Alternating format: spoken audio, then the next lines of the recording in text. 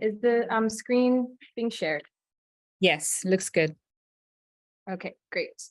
So thank you, everyone. As I mentioned, it's a pleasure to be here. My name is Sarah Dury from SaniP International and Emory University.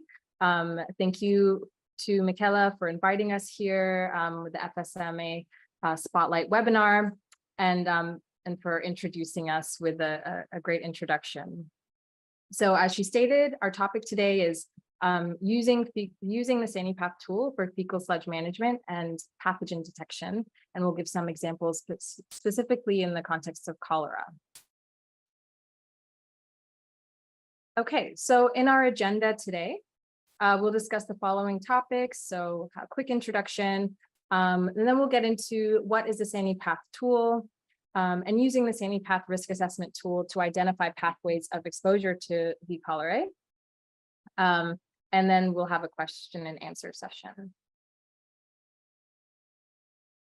Okay, so first I'd like to introduce you all to SaniP International, our WASH technical consulting group under which the SaniP tool now lives. So the SaniP tool and the case studies that I'll refer to in this presentation were developed by our team at Emory, but we're excited to start this new venture with SaniP International to sustain the tool. So at SaniP International, our motto is using real-time evidence to make the greatest public health impact. So SaniP International, as I stated, is a WASH technical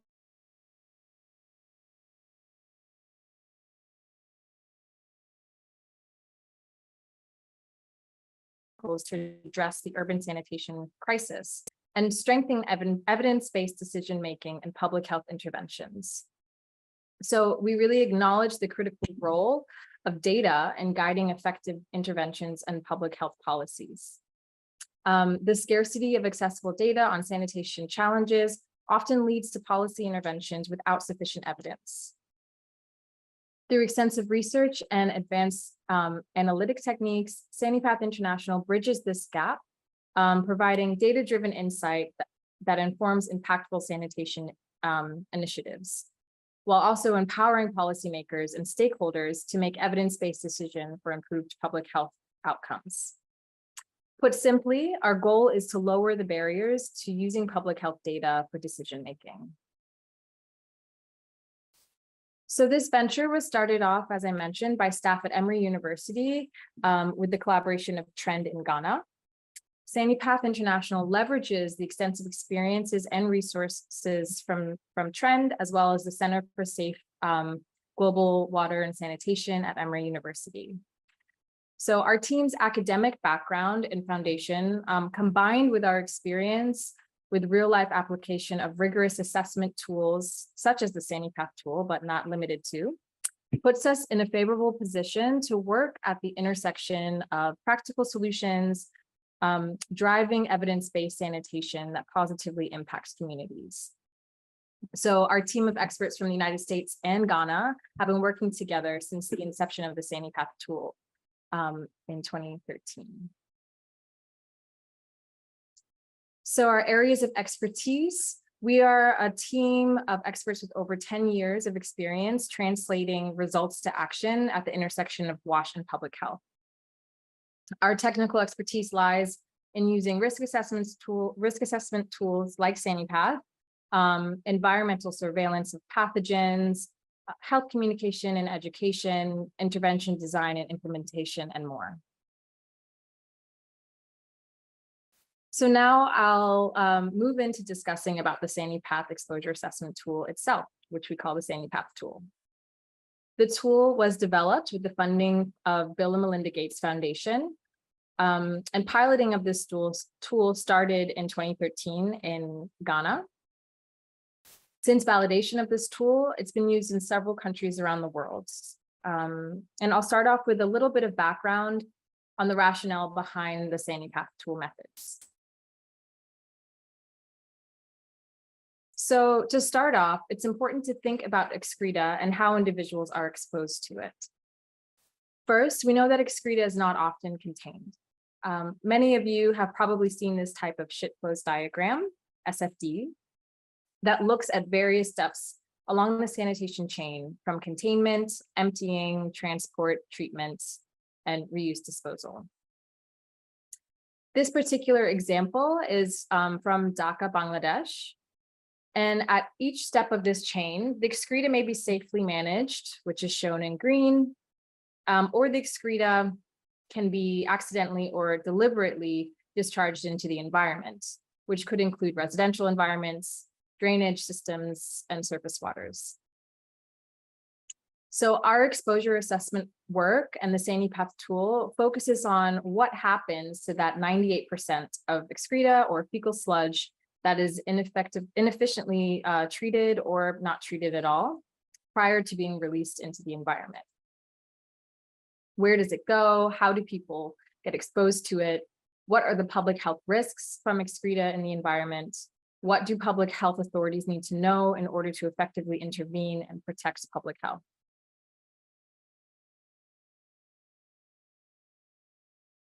Oh, I apologize that there's some formatting issues here.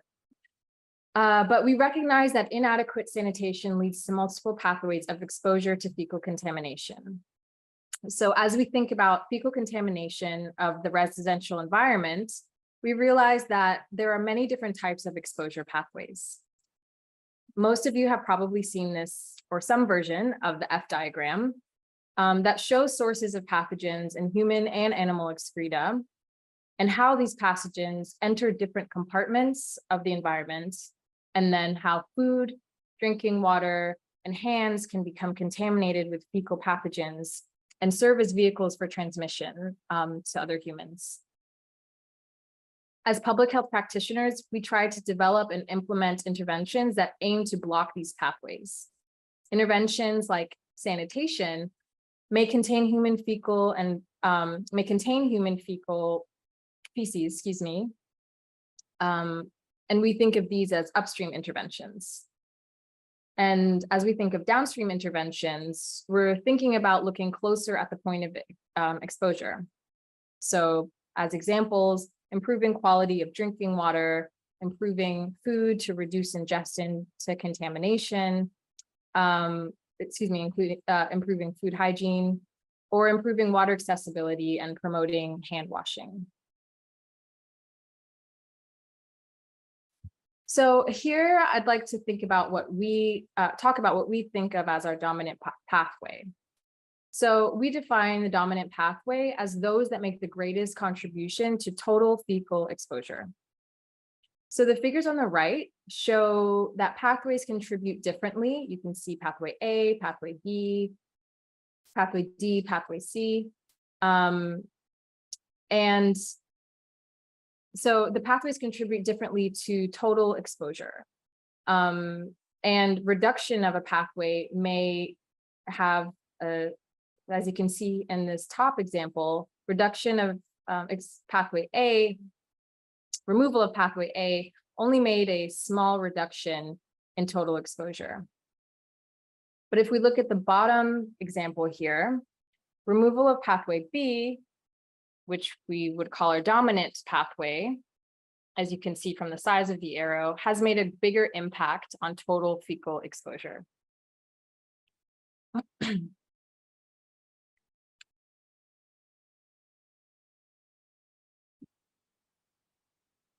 So this slide illustrates the different pathways of exposure to contamination that we examine in the SaniP assessment. Some of these exposures are through direct ingestion, such as drinking water or eating raw produce or street food, while others are indirect through physical contact with flood, surface waters, shared latrines, open drains, bathing water, soil, surface water, or flood water. Fecal exposure from each pathway can be compared through a common metric of E. coli units, MPN or CFU per month. So what are the expected impacts of sanitation interventions? Essentially, reduction of fecal contamination in the environment should give us less exposure to fecal contamination and enteric pathogens, and essentially less diarrheal disease, less helminth infections, less EED and stunting. But is this what really happens? We know from some recent results where several intervention trials expected health outcomes that were not observed. So did these trials actually reduce exposure to fecal contamination at all? Or did they reduce exposure enough to make a difference? So the SaniP tool really focuses on these two center boxes of exposure assessment. So really getting into the tool here, the SaniP tool is a novel approach to support public health evidence-based decision for urban sanitation policies and investments. The the SaniP exposure assessment tool is designed to assess public health risks related to poor sanitation and FSM, raise awareness about these risks among stakeholders, and help prioritize investments based on the exposures that have the greatest public health impact. The tool allows users to quantify human exposure to fecal contamination in low resource urban settings through a systematic yet customizable process. As I've mentioned moments ago, this tool was developed by a team of public health experts and researchers at Emory. So this tool really uses a standardized and simplified method for data collection. The process of using the protocols are outlined here in this chart. So it starts with a preliminary assessment, which includes key informant interviews and transect walks to really better understand the context. And then the tool guides you through behavioral and environmental data collection and ends with a automatically generated risk profiles and a final report. And the SaniP's tool interface is used to manage collection, analysis, and reporting. So this is all automated.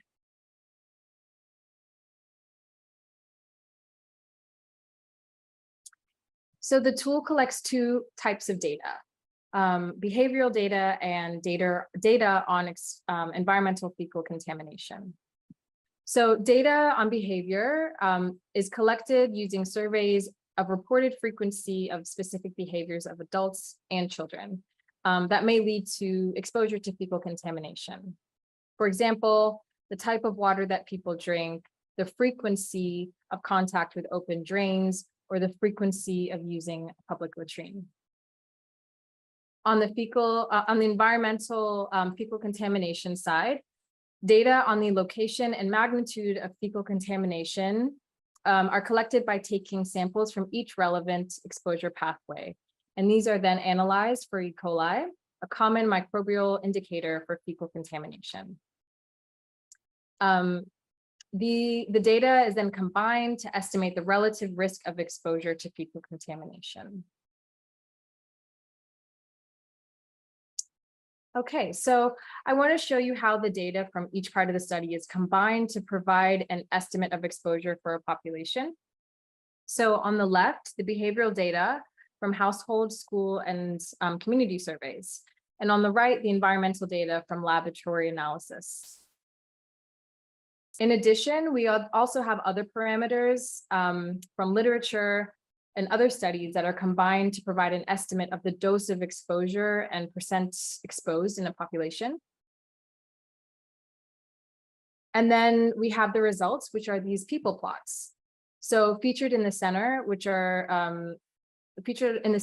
you can see that there are two components to this plot that I'll explain. So the first is the proportion of people that are exposed. And this is shown by the number of red figures. As you can see, some are red and some are gray. So the number of red is the proportion of people exposed. And the dose or the concentration of E. coli per month ingested is represented by the darkness of the red. So this will become more clear when we compare across some more, where you'll see some differences in the color.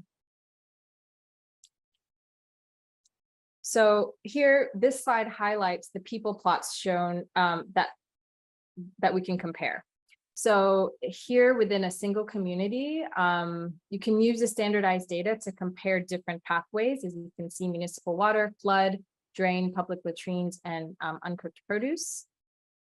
So for example, you can see that in public latrines, the color of the red is very faint. And so we know that the dose here is relatively low. The dose of exposure to the dose of E. coli is relatively low compared to the other pathways. You can also see that drinking water and floodwater have a much higher proportion of people exposed than produce or public latrines. And then just coming back to the tool and how it works, the tool is all on a cloud-based platform, and everything is open source and freely available on our website. So this includes the tool, protocols, and guidance on how to use the tool.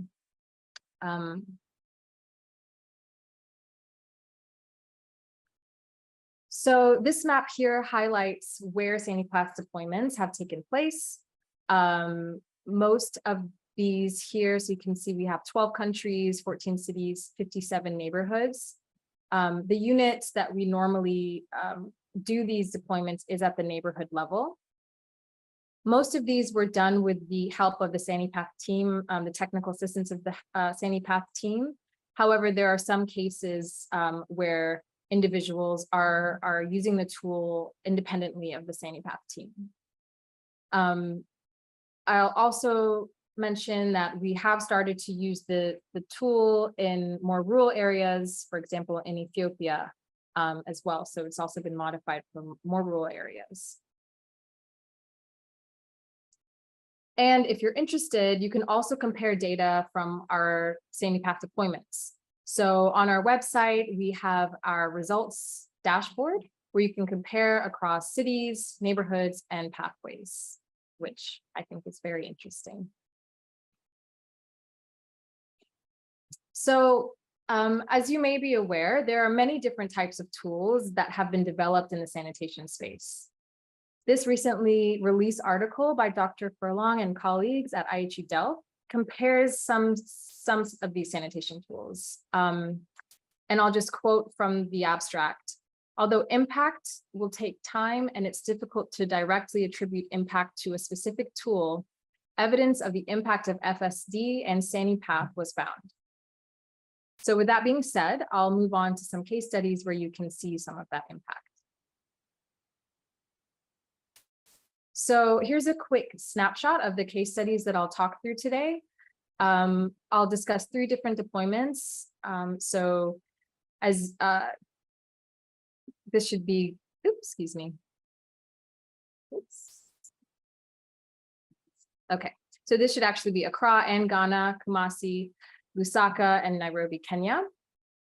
And I just wanted to highlight that in the Ghana and Zambia cases, we did the standard methods of testing for E. coli. But in Kenya, we modified and used a SaniP approach. So still thinking about pathways and behavior and essentially using the SaniP methods, but also testing for V. cholera using PCR. And I also just wanted to kind of highlight here that you can see the dominant pathways, they vary across, they differ usually between adults and children, and you can see that they're also varying across contexts. Okay, but before we get into more detail about these cases, I'll share another method that we use to communicate our exposure results to stakeholders. So these are called tree plots. So the darkness in the box here indicates the level of fecal exposure through a particular pathway. And the dark indicates the dark red indicates a higher total exposure and greater contribution of that pathway to total exposure. So the darker the color, the greater the total exposure. The size of the box, so in this case, you can see there are different sizes on the bottom left. So the size of the box and the percent indicates the percent contribution of each individual pathway to total exposure. So dominant pathways that are Dominant pathways, again, are those that contribute the most to total exposure. So for this example up top, you can see that street food alone is the dominant pathway. But then the bottom left, dominant pathways of exposure include both drinking water and street food. So take note of the difference in color as well.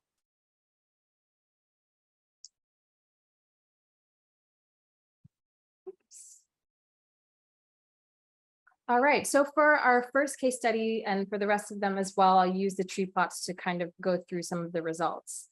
So for this first case study, I'll take us to Ghana. The SaniP deployment here it was conducted in both Kumasi and Accra. So you can see Kumasi is on the left and Accra on the right. The results for Kumasi show that for adults, open drains were a dominant pathway for most neighborhoods, with an exception of Moshi Zongo, which produce was a dominant pathway. And for children, you can see that open drain was a dominant pathway across all neighborhoods. And then for Accra on the right, we see that produce is a dominant pathway for adults in both neighborhoods. And for children, we see both produce and open drains. And I do see a hand raised, but I will maybe hold questions until the end, and we can come back to any slides for reference if needed. So what is some of the impact of these results? There have been some short-term and long-term decision and actions taken by local authority based on the evidence generated by SaniP deployment in Ghana. Some of the immediate action taken includes hygiene behavior change education in local schools. Also the immediate shutdown of a public toilet that was desludging directly into a local river. And some long-term actions are focused on planning and policy interventions, and these include ongoing investments for fecal sludge management. For example, the Kumasi Metropolitan Assembly received funding and really based their interventions on SaniP evidence to develop a food safety and quality compliance intervention. Additionally, SaniP is now a recommended plan tool by the Ministry of Sanitation and Water Resource in Ghana. So in the next case studies I'll share, they'll be in the context of cholera and how we've used SaniP risk assessment tool to identify pathways of exposure to Vibrio cholerae. As I'm sure many of you may know, there's been a pretty dramatic cholera outbreak happening in the last year. So since the beginning of the year, at least 24 countries have reported cholera cases around the world. And during this same time period last year, 16 countries were reporting cases of cholera. We also are seeing that mortality associated with these cholera outbreaks is of particular concern, as countries are reporting higher case fatality rates than previous years. So cholera is definitely an area of concern. Oops. Okay. So now going on to our second case study in Lusaka. In the case of Lusaka, 2 deployments were done to cover both the dry and rainy season. And the rainy season in particular, and here in Kanyama, this was during an ongoing cholera outbreak. So in this far right here in Kanyama, you can see that there was shallow wells for adults. That was the dominant pathway. This was different for children on the bottom. You see floodwater and open drain and raw produce. But this shallow well result was very insightful. So what was the impact here? In this case, the results from the SaniP assessment tool really reinforced the efforts of the local city council to fill shallow wells. which we saw were a contaminated water source for a contaminating water source, and therefore hopefully would make a reduction on the cholera outbreaks. So I do just want to say again here that even in this case, we were not testing for cholera, but we used the results from E. coli and made recommendations on exposure based on that were useful in the cholera outbreak. And then this third case study here, this is where we did actually test for cholera as well. So this study was aimed to assess the exposure of fecal contamination and specifically Vibrio cholerae in residential environments in existing and newly identified cholera hotspots in Makuru slums in Nairobi, Kenya. And so we mapped hotspots based on the history of cholera cases in specific neighborhoods. We used the SaniP exposure assessment methods to detect most dominant pathways for Vibrio cholera in the environment. And we also used satellite mapping, population density, wash services, and on-the-ground mapping to map hotspots. So I'll note here that these results are preliminary results for the Nairobi case study, but we wanted to show what we had so far. So in these results here, you can see that we had a variety of dominant pathways, and they varied a bit across across neighborhoods. So in Reuben, from contribution from high to low, adults, street food and produce were the dominant pathway, and children, street food, produce, and surface water. And for Njenga, we had adults with produce, street food, drinking water, and surface water, and children, surface water, produce, street food, and drinking water. It's a mouthful. But essentially, there were many different areas of concern. And again, noting that these are preliminary results, this is just the environmental data. So the difference between this and the tree plots above is that the tree plots include the behavioral data. But here you can see sample percent positivity for Vibrio cholera from the study sites, from the samples that we collected from. So some of these might be more obvious that we would assume cholera could be, but where things got really interesting was to see it in things like produce and street food and drinking water and shaved ice as well.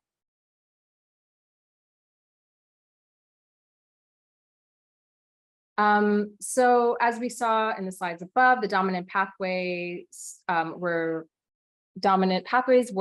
contaminated street food and produce that were of interest, and also contaminated surface water and ingestion of contaminated drinking water. So these results were useful in thinking about effective interventions in this context. The oral cholera vaccine interventions that were used here were the oral cholera vaccine, targeted public health and education and health education that really was based on the dominant pathways that we saw. So I think this is where the tools data can be really useful. And also provision of point of use water chlorination and improved water storage.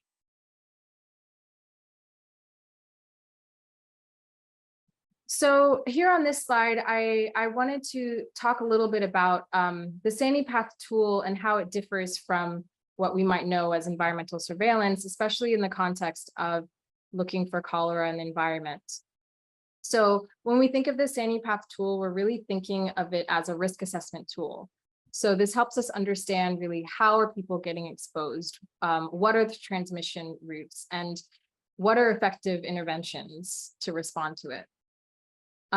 Whereas in environmental surveillance, we're really looking more at, how big is the problem, where is it, and what are the trends. So we really believe that the SaniP tool and risk assessment tools are a complementary tool to environmental surveillance to really get to the bottom of of some of these outbreaks that we're seeing.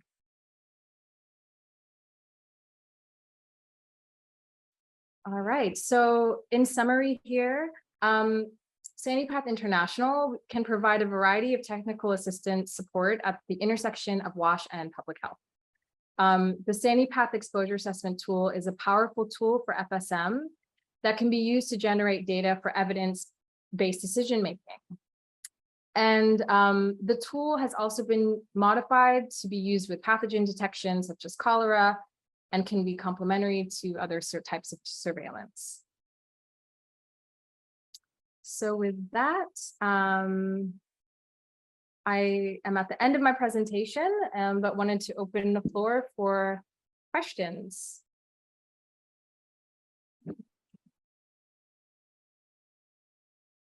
Thank you, Sarah. That was a great presentation. Thank you you. so much. Yeah, we saw a hand raised from Edith Nasanga. Edith, if you want to ask your question, please feel free. And if there's anybody else with questions related to the SaniP tool or related to SaniP International, or please feel free.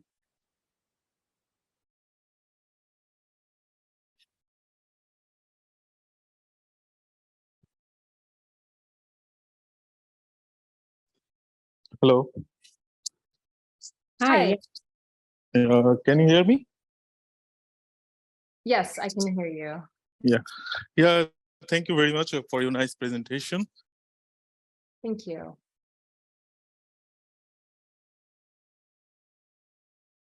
In Bazar, Bangladesh, in the world largest refugee camp. So greetings from Bazar, Bangladesh. I have some questions. In the first slide, we saw that the SaniP diagram. On the second row, I think it would be good if you can share the second slide of the presentation. Then I think it will be clear for everyone. Sure. So, are you referring to this? Yeah, the previous one, actually, the whole SaniP diagram. No. The first one that you have shown. So this is that one. Yeah. okay. Yeah. Diagram. Yeah. So in the second row, my question is, as you know that we are dealing with the FSM activities. That means the latrine in Cox's Bazar. Actually, we are collecting the sludges from the latrines, and we are treating the sludge in the treatment plants. I mean the FSTPs. So, do you think isn't it important to add the fecal sludge field lab on the sanitation chain on the second row before disposal or reuse? After treatment and reuse and disposal, in between, I think it would be good if we, isn't it important to add the FSFL, I mean the fecal sludge field lab? Yeah, so this diagram here is known as the ship flows diagram, which is a standardized kind of diagram where you can input a set of information and it helps give you an output of this ship flows diagram. So the standardized diagram goes in these steps, but I think it is good to think about, you know, maybe what else we could be thinking about always that might be in between. So and the ship flows diagram is actually not developed by our team. It's a separate tool, but it's one that we find is a great complementary tool to think about before we start the SaniP work. Okay. So yeah. Yeah, thank you. And the dominant, I also saw the dominant pathways of the pathogen detection or pathogen tracking. In Bangladesh, actually, where we are actually the climate issue, the climate is not what we can say. The monsoon is the very frequent seasons in Bangladesh. Mm-hmm. And also the sewerage system, the drainage system is not well enough. in the urban area as well as in the rural area. So in Bangladesh, in the specifically the areas which is located in the flood prone area, we experience that during the flood, during the rainy season, when the massive flood occurs, then at that time, the households which are located, which is the first floor of the house or in building or any one-story building, the floor is inundated frequently with the flood water. So in that case, the whole all the rooms of a household or shelter is fully inundated, including the kitchen and the toilet. All are inundated with the flood water. In that case, people are just cleaning their house with the fresh water, but it is not directly. It is not disinfecting the floors where we are preparing the foods and where we are serving the food. So I think it would be good also if we can, if you if you can consider the kitchen rainy season, the seasonal impact on the households as well, where the households are frequently inundated with the flood water. Yes, thank you for that comment. You know, in some contexts, we definitely have considered seasonality and tried to sample across both rainy and dry season. I can picture what you're just describing with the flood waters coming into people's home, and we in many cases have seen flood water as a dominant pathway. And just on that note, I think as we think about climate change and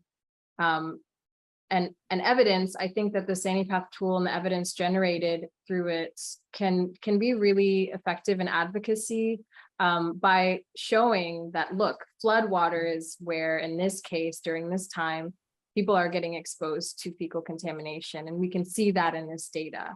And sometimes it takes showing the data to advocate for more funding or advocate for other public health related interventions. So I agree, and we've also seen that flood water can be a dominant pathway in different contexts and in certain seasons. Yeah, thank you. And one last question from my side. Sorry, I'm I'm asking a lot of questions. No So problem. this is the last question from my side. And what do you think how we can utilize this SaniP mechanism in the emergency context?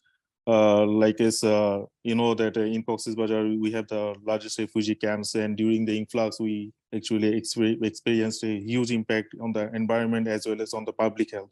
How we can, if there is any such case in the coming future, how we can actually utilize this on the emergency context? Yeah, so we have been starting to think about how to modify this for the emergency context. I know there is a project now that is using SaniP methods in emergency contexts. I don't know if any of my colleagues that are online now would like to talk more about either that, but I think that yes, the SaniP tool can be used, you know, in short in the emergency context, and I think it can be a quick way to see a snapshot of dominant pathways in that environment. But I do want to just invite if any of my colleagues have anything to add on that. Welcome to join. Sarah, Exactly. hello, Sarah. Yeah, so currently the IHE dealt in a very big consortium involving about 10 to 15 organizations.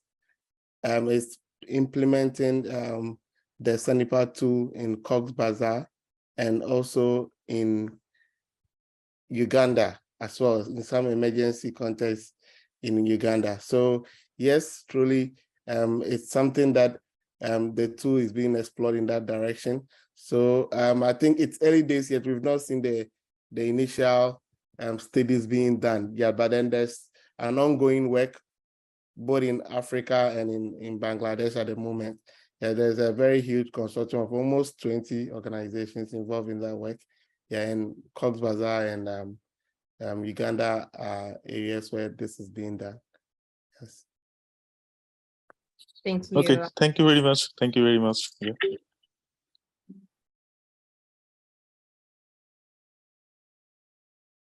Are there any more questions from anyone else? Thank you for your questions, Mr. Chowdhury. One of Sarah's team members sent a link in the chat box for more information. But are there any other questions? Don't be shy. I'm saying this is Edith. Oh, hi, Edith. Please go ahead. Hey, well done, Sarah. Thank Okay, you. my concern, I'm from Uganda, Mhm. and I've been interested in the presentation about the machine, the tool to be used. But in Uganda also we have different challenges with fecal sludge management. And we would like at least, I don't know what I can say about it, but we very much need to get in touch and see how at least we can get that tool, also test our fecal sludge, because the way we handle it, for sure, it needs a test. And Edith, may I ask where in Uganda you are? I'm in Kampala. In Kampala. Yes.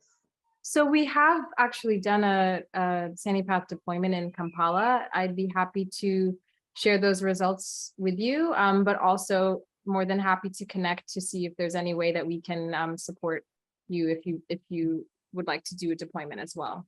But we did a deployment with in collaboration with KCCA and Makerere University in the Kampala area.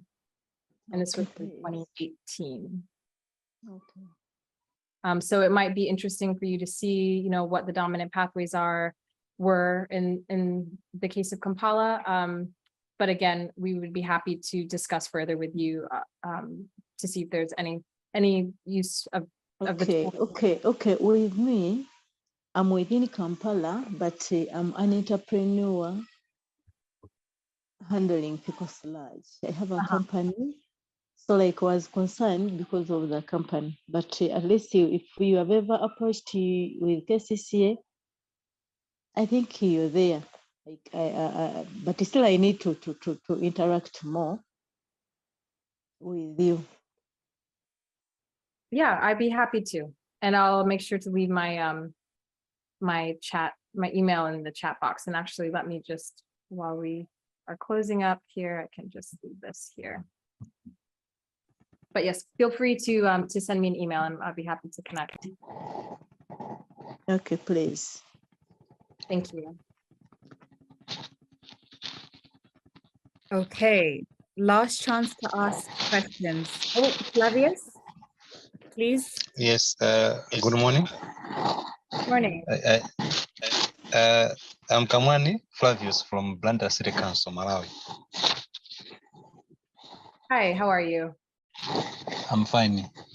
Apologies for joining in a bit late. I joined while in the middle of the presentation. However, I've noted that some of the issues that you've raised, especially in the concluding remarks, are very pertinent to our situation here in Blantyre. My raising the hand is to ask you if you would share the presentation at the end of everything, so that maybe I can follow on whatsoever was discussed before. Just to also mention that in Blantyre here, we did an SFD in around 2018, and I believe we needed to have it updated now. So I don't know if you can assist in having us update our SFD, and also looking at the fact that we've just secured the resources from World Bank, under which we are implementing a water and sanitation project for the next 5 years, effective this June. And that will also be a good tool to act as a baseline for our assessments at the end of the project. So if you do assist in coming up with an updated sheet flow diagram, that would be much appreciated. And also, if you do also assist us in data collection using the tool, because you might be aware, if you follow issues in Southern Africa, that Blantyre and Malawi in general was heavily hit by cholera in the last 12 months. Yeah, yeah. We have the figures have gone down now, but we anticipate more in the rainy season, and also looking at the status of our fecal sludge management infrastructure. We still feel that we have not done much in as far as preventing another outbreak is concerned. So we would be very much happy if you would come in and assist us in coming up with reliable data so that we able handle the situations when they come. Thank you. Yeah, thank you so much. We've been trying to keep an eye on what's going on in Malawi and understanding that there's been a very large cholera outbreak there. So, we would be happy to and would love to use these tools to help in that context. So please send me an email, and I'd be happy to share the presentation with you and continue conversations on how we can help you right now and collaborate.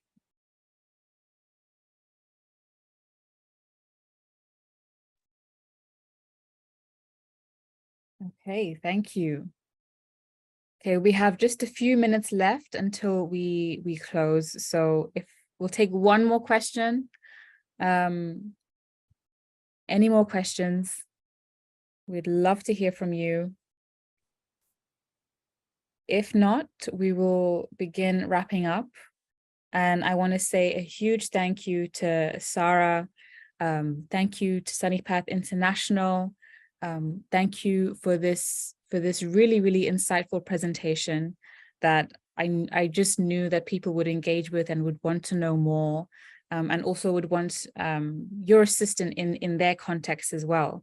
So this is great. You guys are doing amazing work. Please keep going.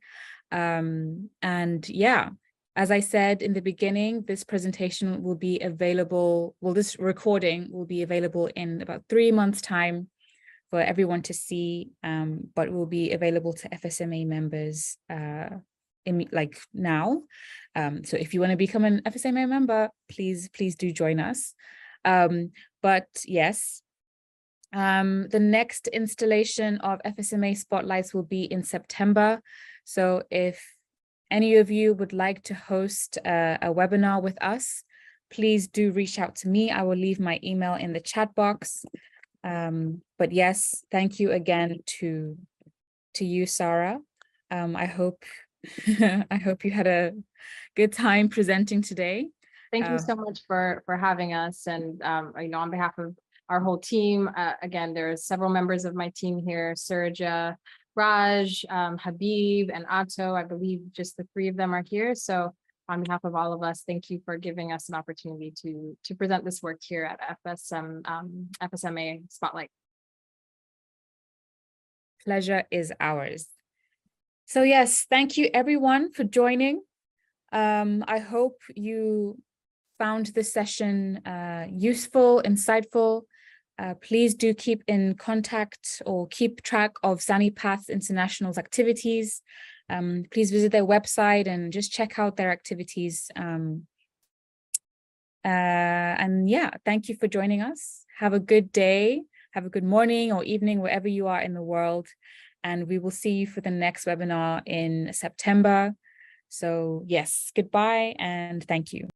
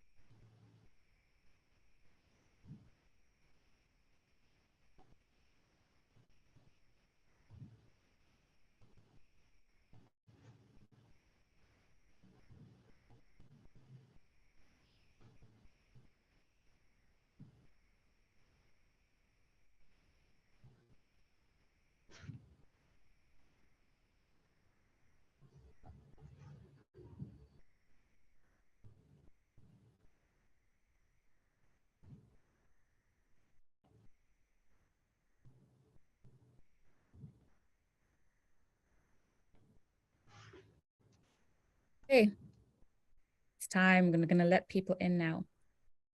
Good luck, everyone.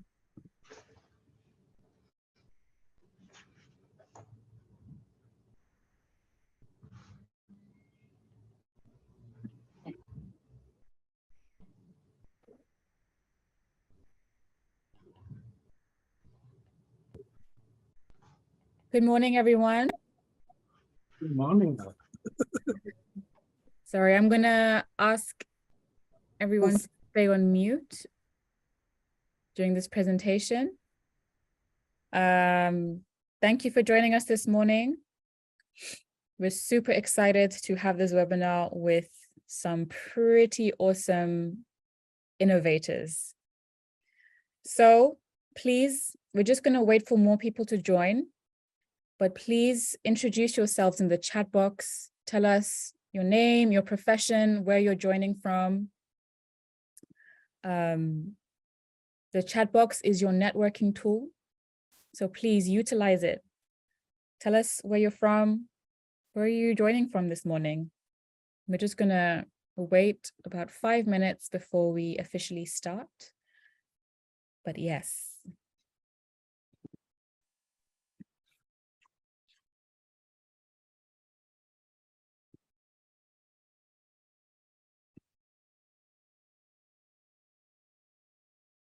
Hi, Michaela. Hello, Ragun. Sorry. It's okay.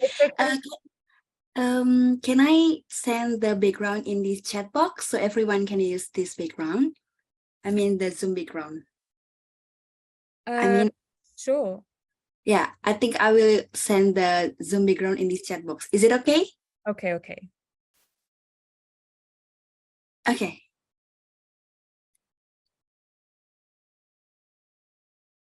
Did you get it in the chat box? Yes. Okay.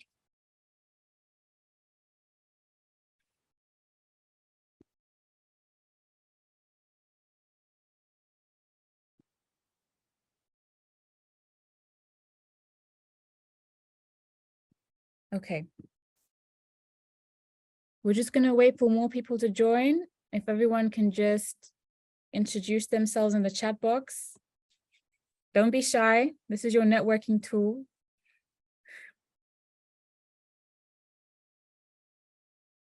We're gonna start in about 3 minutes.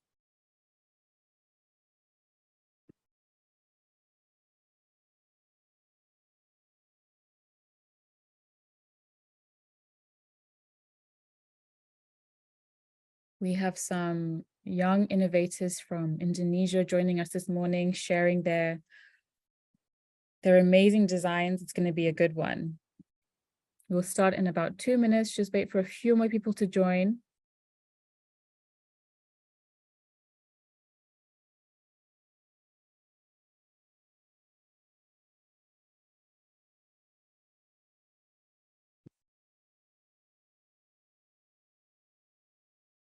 Oh, we have someone from Côte d'Ivoire joining us. Welcome, Côte d'Ivoire.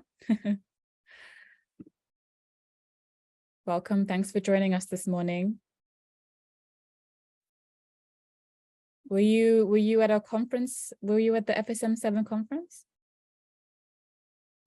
Where else is everyone joining from? Yeah, can you hear me?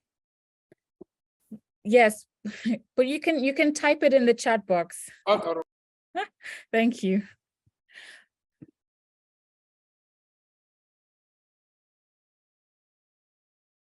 Okay, we'll start in 1 minute.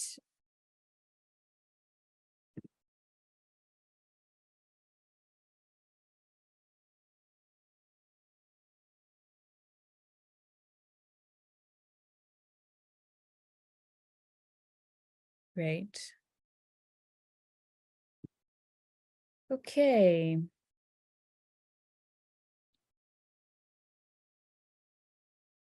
Okay. Hello, everyone, and welcome to our monthly FSMA Spotlights webinar. Thank you so much for joining us this morning, this evening, or afternoon, wherever you are in the world. In this webinar, FSMA Spotlights innovative approaches to promoting sustainable sanitation solutions and empowering youth through technology. So just for a bit of background, in June 8th, 2023 this year, FSMA participated in the Indonesia Water and Sanitation Expo and Forum, which was organized by the wonderful Ragoon. Ragoon's here with us today. And this spotlighted young innovators. So many young people were very enthusiastic to learn about sanitation and to ask what they can do to participate in sanitation issues. So this forum provided a platform for young innovators from academia, industry, and government to exchange ideas and strategies on innovative approaches to promote sustainable sanitation and empower the youth. So as part of this forum, a toilet design competition was held, and there were 3 winners from this, and they particularly stood out. So in this webinar, we'll be speaking to these 3 winners, and they're gonna tell us more about their design, more about the context, and really just showcase their ideas. So, you know, as a sector, this is so important that we're listening to young voices, because this is the future. This is the future of sanitation. So I would love it if after this we can all just keep in contact with each other to exchange ideas, to see if there's any opportunities that we can give these brilliant young three people. So that's my little call upon the audience today. Please do get involved and keep in contact with these winners.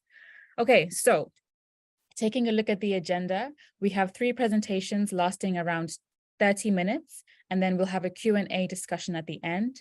You can put your questions in the chat box at any point during the presentation, and we'll discuss them at the end. Please stay muted and videos off during the presentation to avoid any background noise, as this webinar is recorded. So the webinar is recorded and will be available for FSMA members for 3 months, and then the recording will be available publicly like after the 3 months. So if you want exclusive access to these webinars, recordings, you should sign up to be an FSMA member. But I'm talking too much. Without any further ado, it's my pleasure to introduce our speakers today. So we have Raisa, who's studying at the Indonesian Institute of Arts, Yogyakarta, majoring in product design. Welcome, Raisa. We have Wika Mulani Fatima, studying at the Cultural Anthropology and Development Studies Department, Faculty of Social Science at Radboud University in, I can't pronounce this, in the Netherlands. It's a city. Guys, I live in the Netherlands and I still can't pronounce half of the things here, okay? It's very hard. Dutch is very hard. But yes, that's Wika. She's in the Netherlands studying. And then we have David Suwarno, who's currently working as a GIS drafter for Urban Design Lab at Diponegoro University, Semarang. Okay, sorry if I pronounced these things wrong. But yes, those are our 3 speakers. So without any further ado, I hand it over to the SUTO team to begin their presentation. Thank you. Thank you, Michaela, for the very brief and very clear introduction. My name is Wika. I will be the presenter for the SUTO team today. And I assume that my slide is already on the screen right now. And before I begin with the presentation, I would like to make a brief disclaimer that our goal in presenting this design and also in following this competition back then was really we didn't intend to introduce a very new novel technology that is super advanced, but rather we would want to show that there are fields or sectors, even in the water and sanitation sector,